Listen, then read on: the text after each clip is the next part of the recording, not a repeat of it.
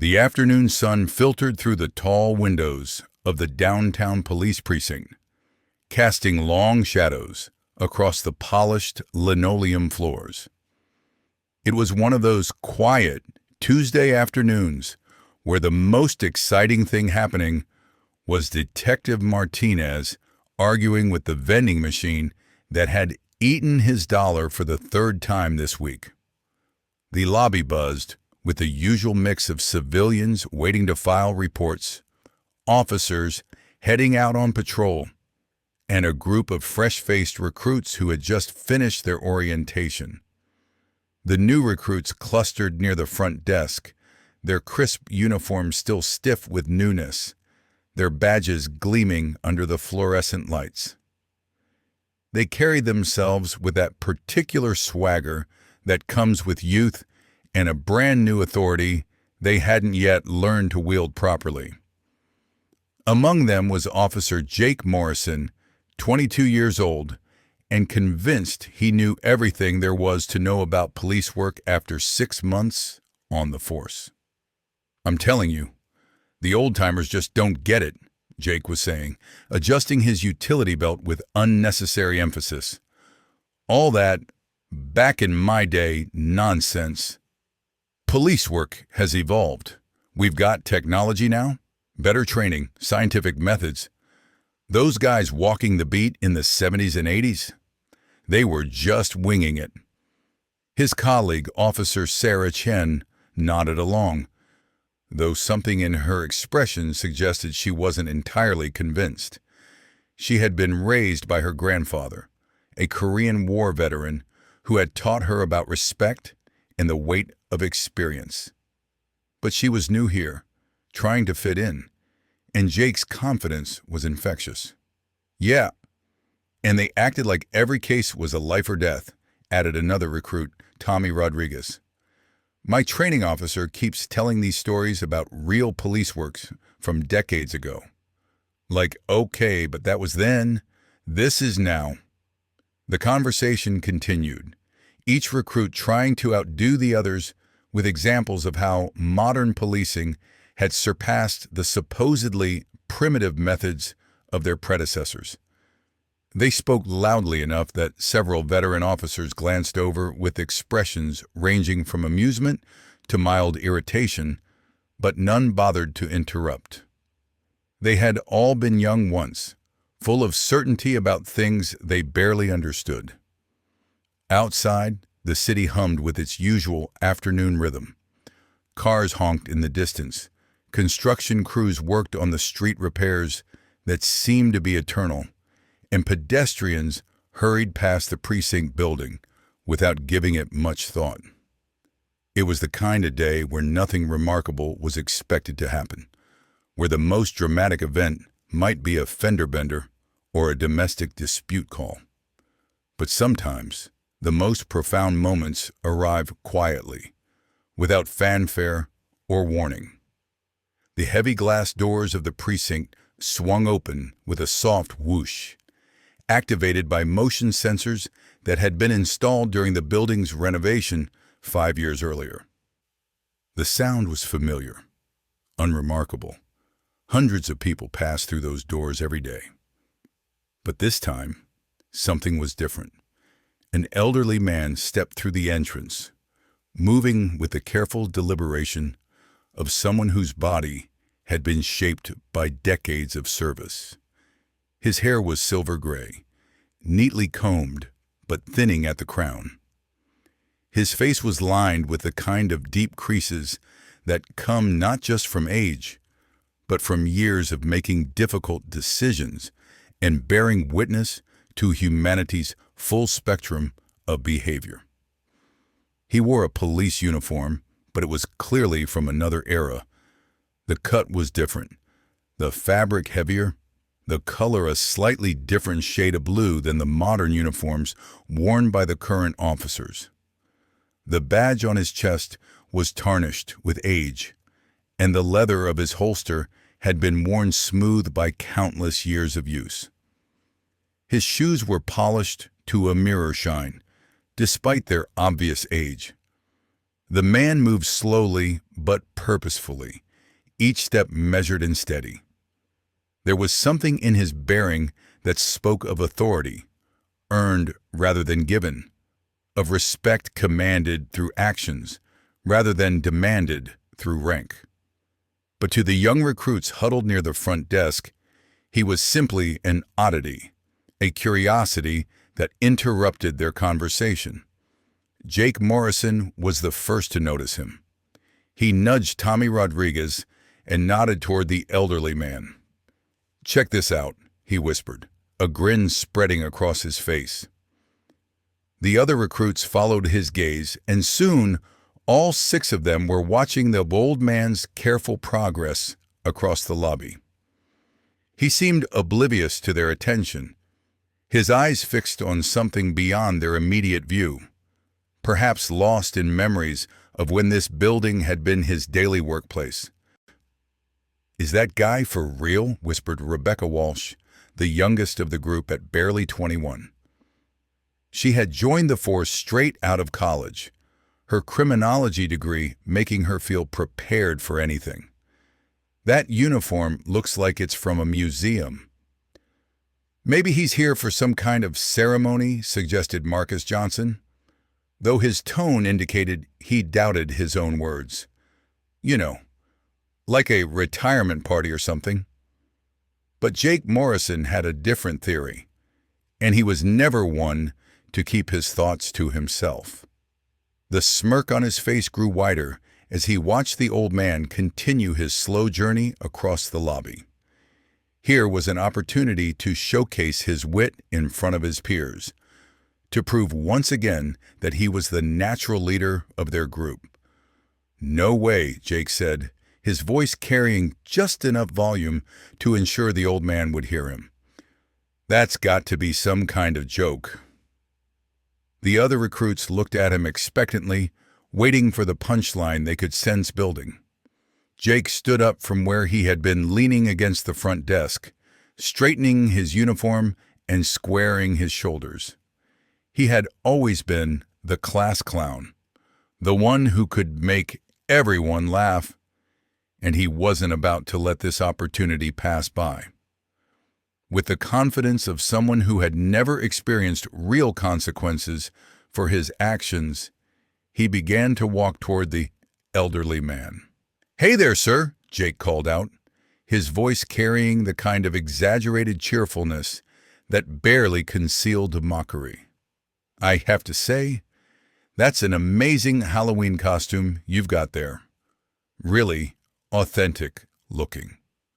The old man stopped walking, but didn't turn around immediately. For a moment, he simply stood there, his shoulders slightly hunched with age, his hands hanging at his sides. When he finally did turn, his movements were slow and deliberate, as if he were gathering himself for something. His eyes, when they met Jake's, were a pale blue, faded, but still sharp. They held depths that spoke of experiences far beyond anything the young officer could imagine. There was no anger in them, no indignation at the insult. Instead, there was something that might have been sadness, or perhaps just a weary recognition of human nature's unchanging patterns. "Or maybe you're just lost," Jake continued, emboldened by what he interpreted as the old man's lack of response. "The costume party is probably down the street at the community center. This is an actual police station, you know. Real officers work here." The words hung in the air like a challenge, and Jake glanced back at his fellow recruits with a self-satisfied expression. They were watching with a mixture of amusement and discomfort, some laughing quietly, while others shifted uncomfortably in their seats. The old man still didn't speak. He simply looked at Jake with those pale eyes, taking in the young officer's appearance, his posture, his attitude. It was the kind of look that seemed to see through surface presentations to something deeper, the kind of assessment that comes from decades of reading people in high-stakes situations. "Come on, don't be shy," Jake pressed, his voice growing louder and more theatrical. "Where did you get the uniform? It's really well done. Almost looks like the real thing from back in the day. Though I have to say, we've upgraded quite a bit since then. Better training, better equipment, better methods. You know, progress." Still, the old man remained silent.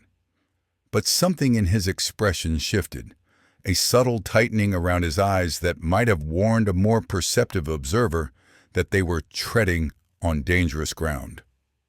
Behind Jake, the other recruits began to realize that their colleague's performance was attracting attention from across the lobby.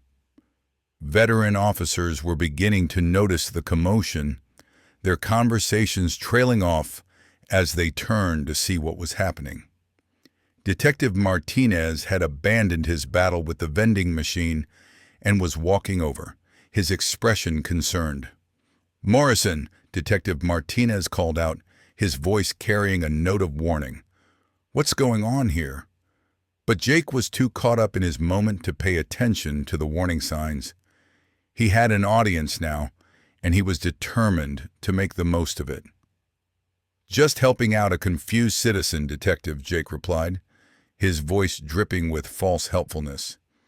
"This gentleman seems to think he's still on duty, if you know what I mean." The old man's expression remained unchanged, but those who knew how to read such things might have noticed that his posture had subtly shifted. His shoulders were squarer now, his stance more solid. Despite his age, despite the mockery being directed at him, there was something unmistakably authoritative about the way he held himself.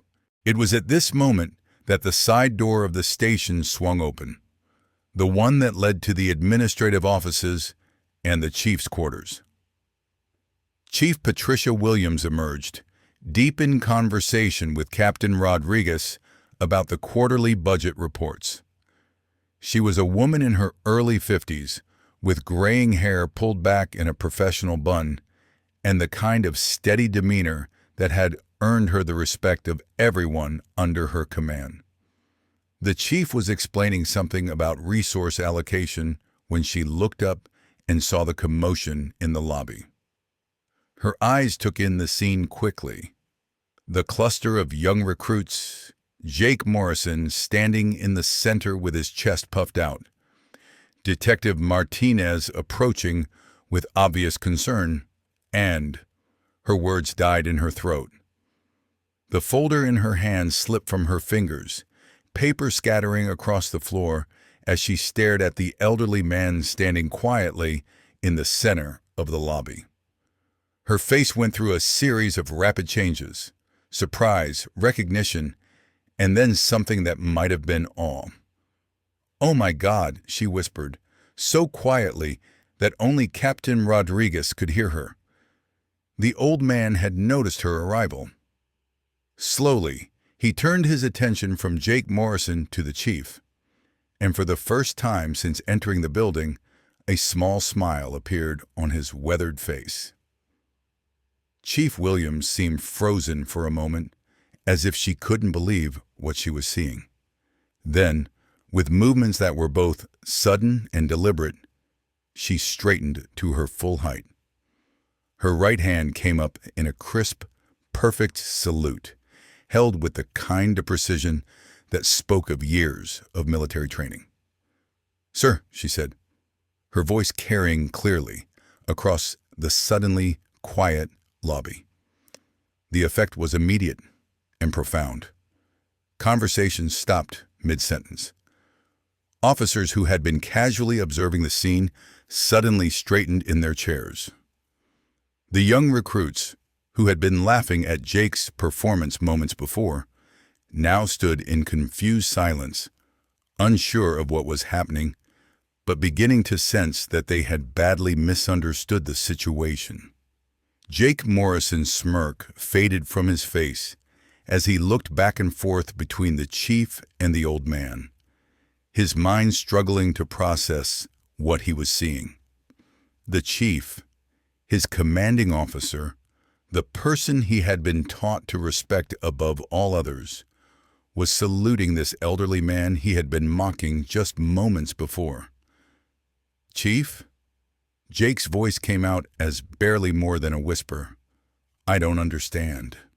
"Who is this?" But Chief Williams wasn't looking at Jake.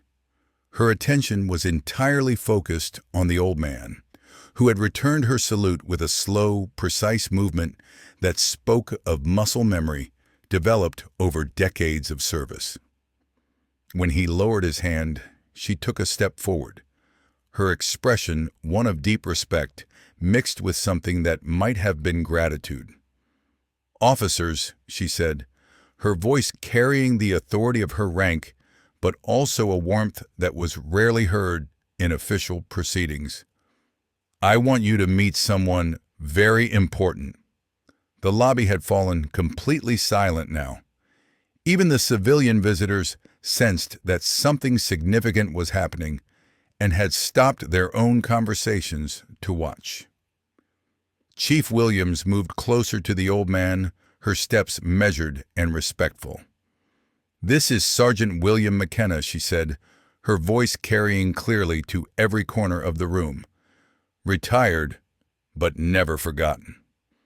The name meant nothing to the young recruits, but several of the veteran officers straightened with recognition.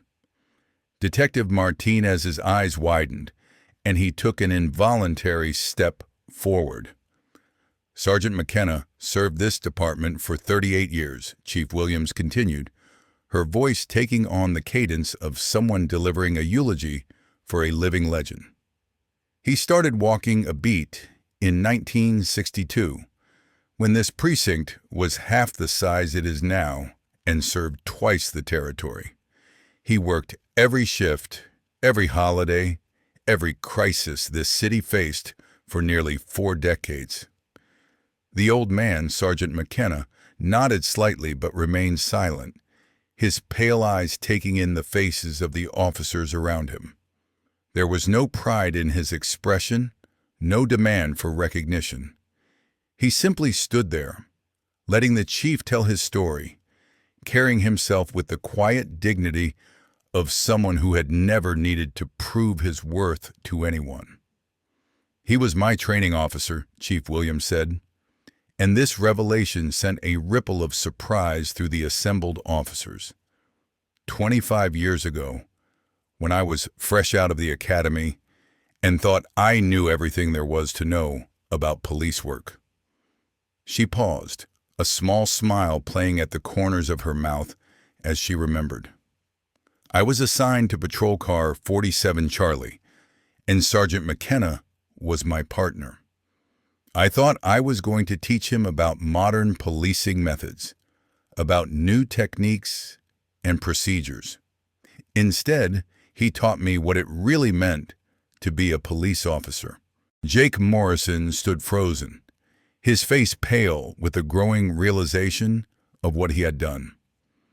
The other recruits had backed away from him, as if his mistake were contagious, and he found himself standing alone in the center of the lobby while the chief continued her impromptu speech.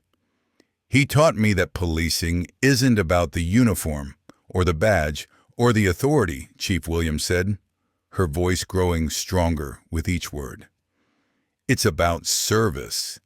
It's about standing between the innocent and those who would harm them. It's about making decisions in split seconds that other people get to debate for months afterward." She gestured toward the old man's worn uniform, and suddenly, what had seemed outdated and almost comical now appeared dignified and honorable.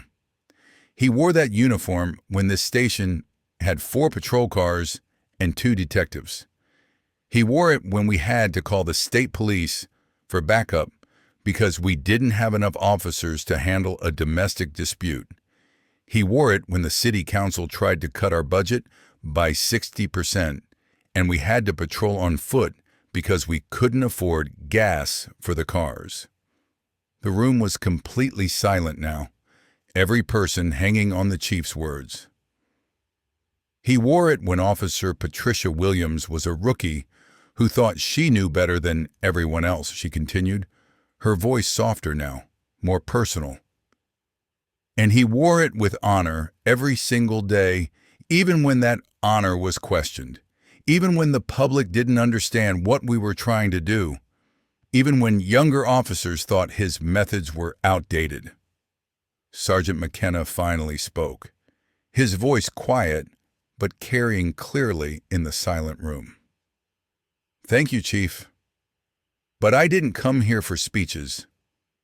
His voice was gravelly with age, but still strong, still carrying the authority of someone who had spent decades commanding respect through actions rather than words. I came because I heard there were some new officers who might benefit from understanding what that uniform really means. His pale eyes moved slowly across the faces of the young recruits, finally settling on Jake Morrison. There was no anger in his gaze, no desire for revenge or humiliation. Instead, there was something that might have been understanding, or perhaps just weary acceptance of human nature. I started wearing this uniform when President Kennedy was alive, he said, his voice taking on the cadence of someone accustomed to teaching. I wore it when this city burned during the riots of '68. I wore it when we lost 3 officers in one night to a bank robbery gone wrong. I wore it when we were called every name in the book, when people spit on us in the street, when our own families sometimes questioned whether we were doing the right thing. He paused, letting the weight of his words settle over the room. But I also wore it when we reunited missing children with their families, when we talked down jumpers from bridges, when we held dying strangers in our arms and told them they weren't alone, when we stood guard at hospitals and schools and churches, not because we had to, but because someone needed to. The old man's voice grew stronger, more passionate, as he continued. This uniform isn't a costume. It's not a symbol of authority or power. It's a promise that someone will answer when you call for help. A promise that someone will stand between you and the darkness, even when they're afraid, even when they're outnumbered, even when they know they might not make it home. He took a step closer to Jake, who seemed to shrink under the intensity of his gaze. Every officer who has ever worn this uniform has made that promise.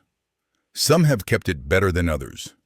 Some have fallen short of what it demands. But the promise remains, passed down from one generation to the next, each officer adding their own sacrifice to its weight. The silence in the room was profound, broken only by the distant sound of traffic outside and the soft hum of the air conditioning system. I didn't come here to embarrass anyone, Sergeant McKenna continued, his voice gentler now. I came because I wanted to see what the next generation looked like. I wanted to know that the promise was in good hands. He looked around the room, taking in the faces of the officers, young and old, all of whom were watching him with expressions of respect and attention. What I see gives me hope, he said finally.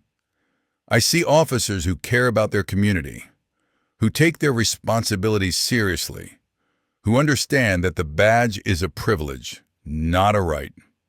His eyes returned to Jake Morrison, who was now standing with his head bowed, his earlier confidence completely evaporated. I also see officers who still have some learning to do, he said, not unkindly. And that's okay. We all started somewhere. The important thing is that we keep learning, keep growing, keep trying to be worthy of the trust people place in us. He reached into his pocket and pulled out a small worn leather wallet. From it, he extracted a photograph, yellowed with age and creased from years of handling. He held it up so the assembled officers could see it. "This is a picture of this station's first graduating class of police officers," he said. 22 men, all of them now gone. They started the traditions that you carry on today. They made the first promises, fought the first battles, established the first connections with the community. He paused, studying the photograph with eyes that seemed to see beyond the faded image to the memories it contained. They weren't perfect. They made mistakes, just like we all do. But they tried their best, and they passed their knowledge and their values down to the next generation, just like that generation passed them down to mine, and just like my generation is passing them down to yours. He carefully returned the photograph to his wallet and the wallet to his pocket. "The uniform changes," he said. "The equipment improves. The procedures evolve.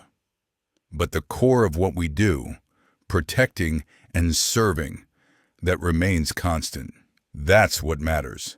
That's what makes us more than just people in matching clothes."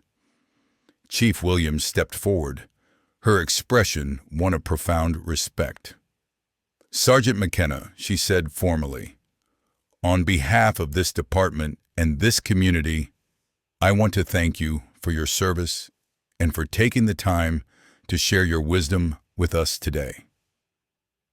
The old man nodded slightly, then looked once more around the room, his gaze settling briefly on each officer present. When his eyes met Jake Morrison's, he held the contact for a moment longer than the others. "Take care of each other," he said simply.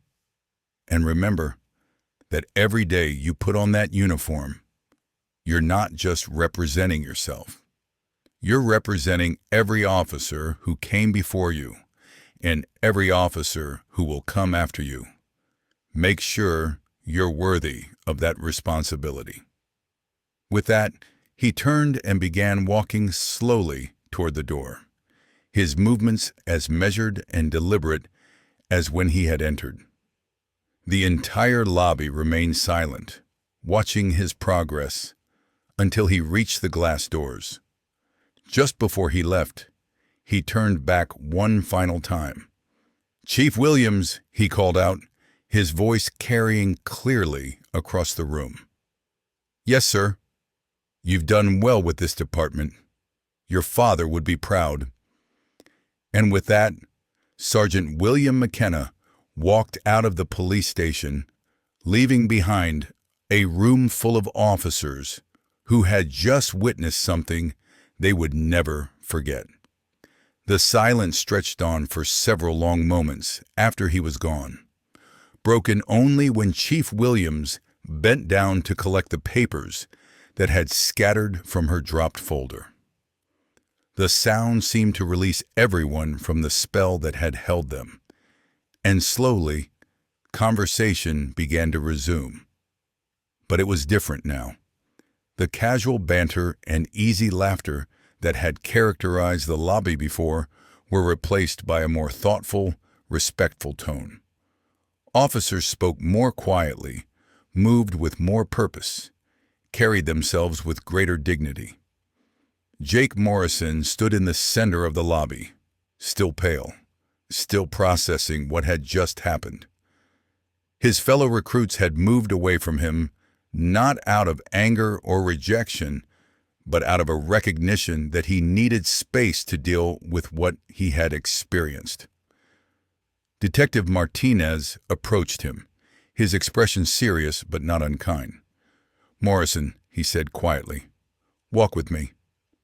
They moved to a quiet corner of the lobby, away from the other officers. "Detective," Jake began, his voice shaky. "I didn't know. I had no idea who he was."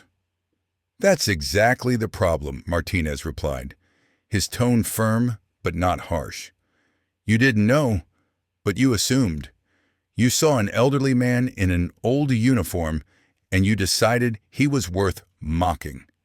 You didn't consider that there might be a story behind what you were seeing.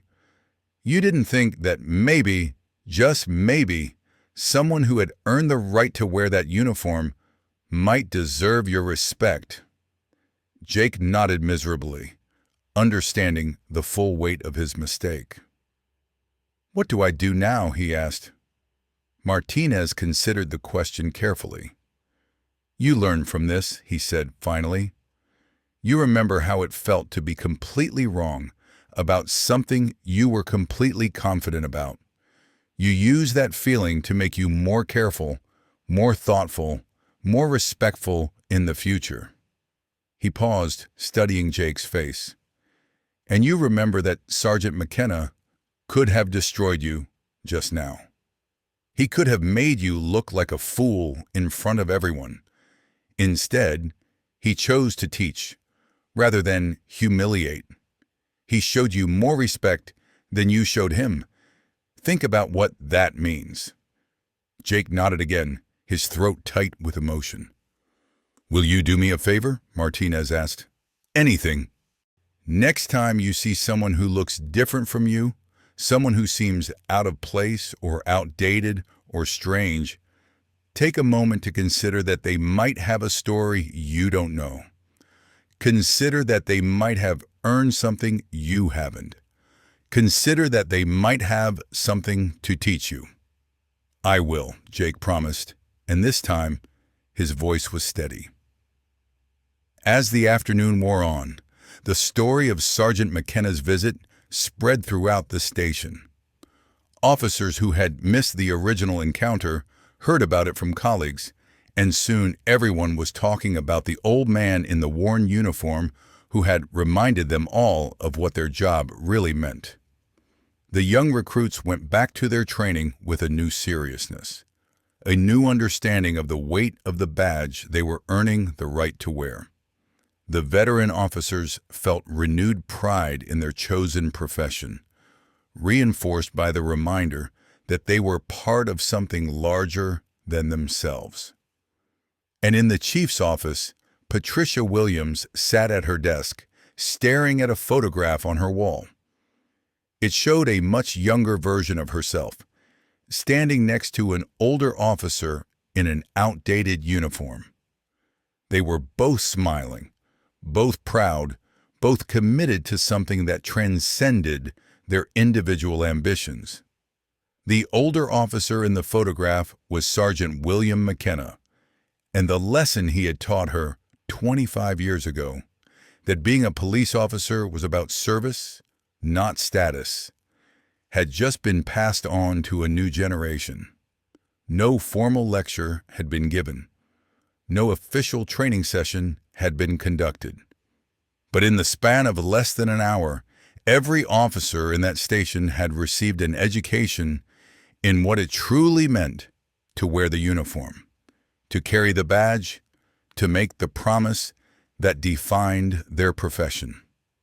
Some lessons, the most important ones, can only be taught through example. And Sergeant William McKenna had just provided an example that would be remembered and retold for generations to come. The legacy continued, passed from one officer to the next, carried forward by those who understood that the uniform was more than cloth, and the badge was more than metal. It was a promise, a commitment, a sacred trust that connected every officer who had ever served to every officer who ever would serve.